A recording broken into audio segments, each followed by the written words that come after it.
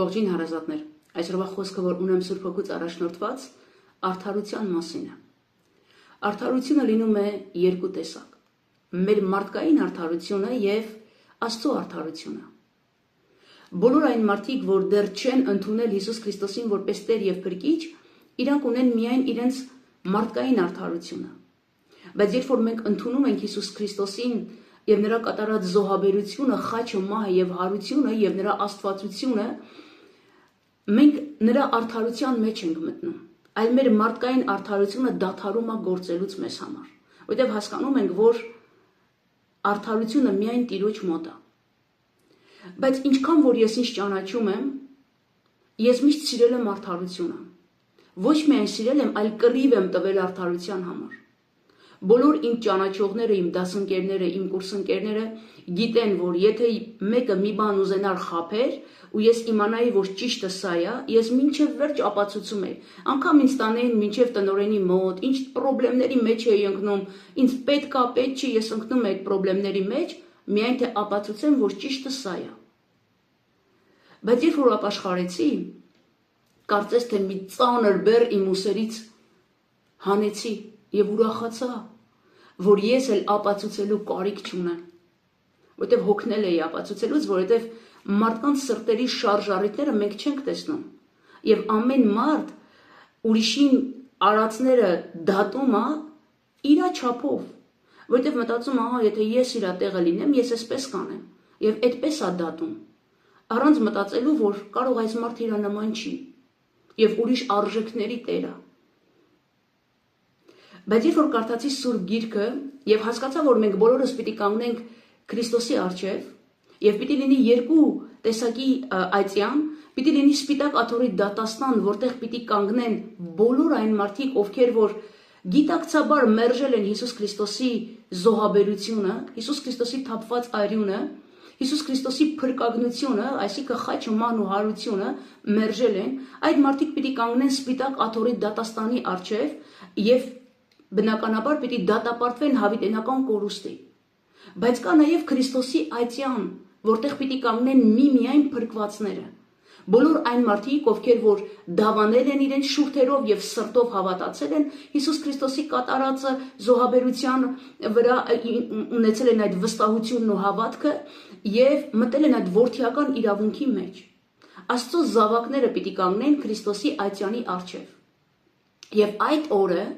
Հիսուս Քրիստոս ամեն մեկին իր վարձատրությունը պիտի տա։ Մենք բոլորս այս երկրի վրա ունենք մեր առաքելությունը և Սուրբ Հոգին մեզ առաջնորդում է այս կամ այն բանը անելու։ Եվ երբ որ մենք անում ենք, Տերը դա գնահատում է և Տերը դա հիշում է։ Եվ դրա համար, որ մեր հնազանդության համար, որ մենք Տիրոջ կամքը նախ փնտրեցինք, իմացանք ու կատարեցինք, դրա համար մենք վարձ կունենք երկնքում։ Եվ երբ որ կանգնենք Տիրոջ առջև, այդ օրը բոլորս պիտի տեսնենք,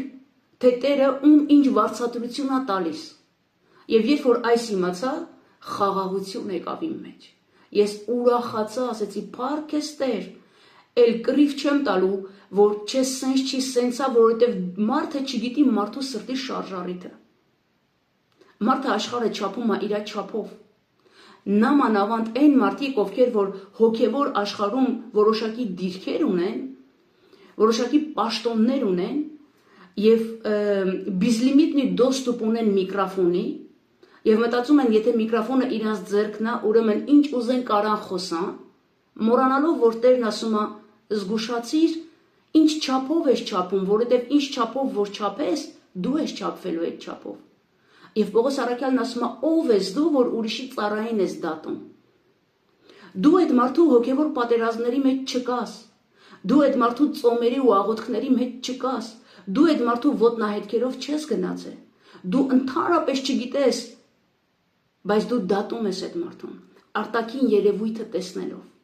Այսօր եկեղեցիների մեջ նստած մարդիկ կողքին նստած չգիտեն իր կողքի քույր ու աղբերը ինչ հոգևոր պատերազմների մեջով է անցնում և իրանց հետաքրքիր էլ չի։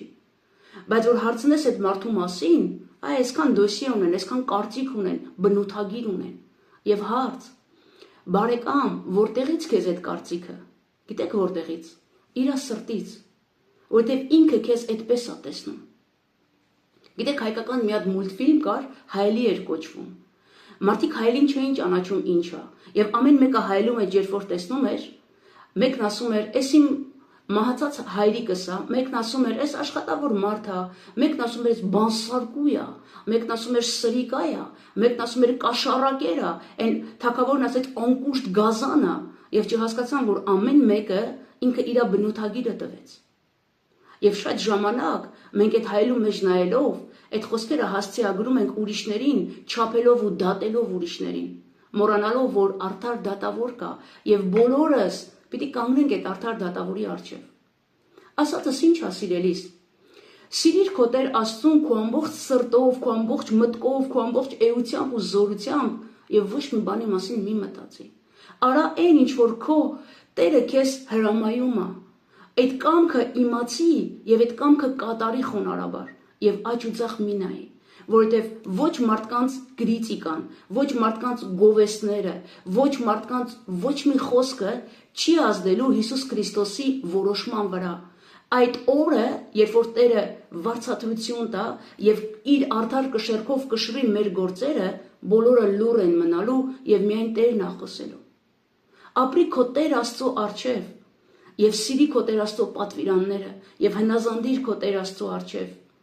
Աճ ու ձախ ոչ մեկին մի նայի, գովասանքից մի հպարտանա եւ ուրիշների բանսարկությունից էլ մի տխրի, որովհետեւ կա արդար դատավոր, որ քո արդարությունդ արեգակի պես պիտի հանի։ Եղիր օրհնված։